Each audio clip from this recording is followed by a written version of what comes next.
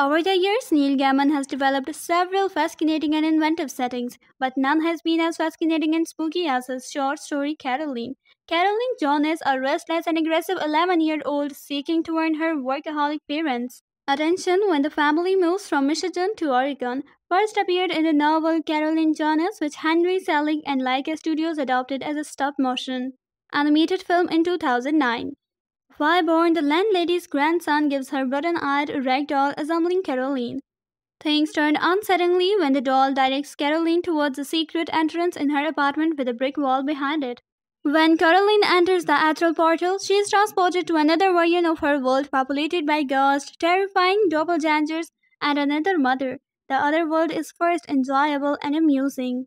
Coraline discovers that her true parents have been adopted and are being held captive as she learns the terrifying truth about the other mother. Coraline must save her parents and the imprisoned ghost of past children suffering in the other realm. The narrative, which touches on creativity, daring, and good versus evil, is uplifting and horrific. Fans have requested a sequel for more than 10 years due to precisely that mix of factors. Although some people like Gaiman say never, it's impossible that Coraline will have a sequel in the future. Travis Knight, CEO and president of Laika, the animation studio behind Coraline, has always been adamantly opposed to the sequel, prequels, and reboots. Here's why Coraline 2 does not look likely, Knight stated in 2016 interview with Collider.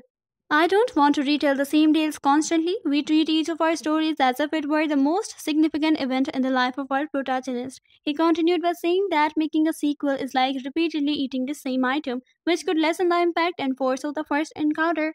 Knight's point of view can appear startling even to his fellow filmmakers, but he has a valid argument. To be memorable, it would have to be even more amazing than the first narrative for a sequel set in Coraline's universe.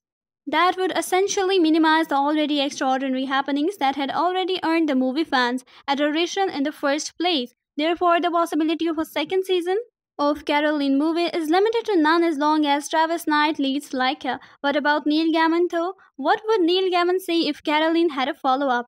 Fans have also questioned why Caroline author Neil Gaiman has not written more stories, as she ages a character as complex, creative, and colorful as her will almost surely found herself in more compelling circumstances.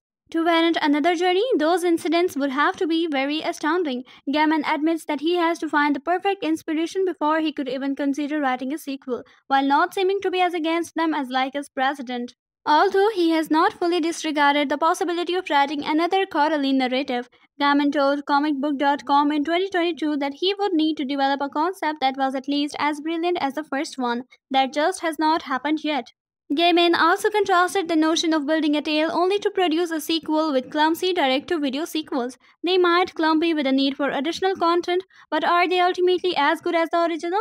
The epic reaction Coraline received both in the novella and in the film adaptation deserves better, and the author of the narrative likely would not have written it if he did not firmly believe in it. Gaiman is also working on the second season of the Netflix series Sandman, Season 2 of God Omens, and a Prime Video version of this book, Anansi Boys, among other adaptation projects. Consequently, it does not seem like he has the time for a Coraline sequel.